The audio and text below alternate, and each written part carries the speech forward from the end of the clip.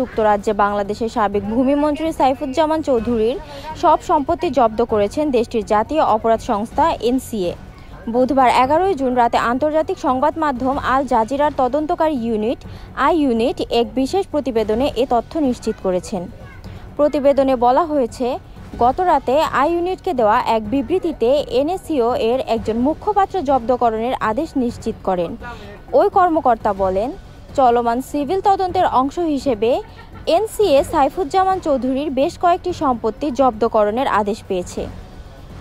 NCA জব্দ করার ফলে এখন সাইফুজ্জামান চৌধুরী এসব সম্পদ বিক্রি বা হস্তান্তর করতে পারবেন না।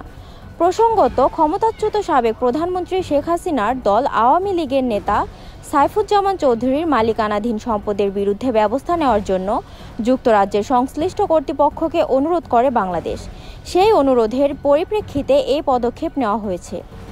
এর আগে শেখ হাসিনার ঘনিষ্ঠ আহমেদ শায়ান এফ রহমান তার চাচাতো ভাই আহমেদ শাহরিয়ার রহমানের প্রায় 9 কোটি পাউন্ডের সম্পত্তি জব্দ করেন এনসিএ। বন্দর নগরী চট্টগ্রামের একটি প্রভাবশালী পরিবারের সন্তান সাইফুজ্জামান চৌধুরী জাভেদ। ক্ষমতাচ্যুত প্রধানমন্ত্রী শেখ হাসিনার ঘনিষ্ঠ সহযোগী ছিলেন তিনি। জুলাই গণ অভ্যুত্থানের পর বাংলাদেশ থেকে পালিয়ে যান এই সাবেক ভূমিমন্ত্রী।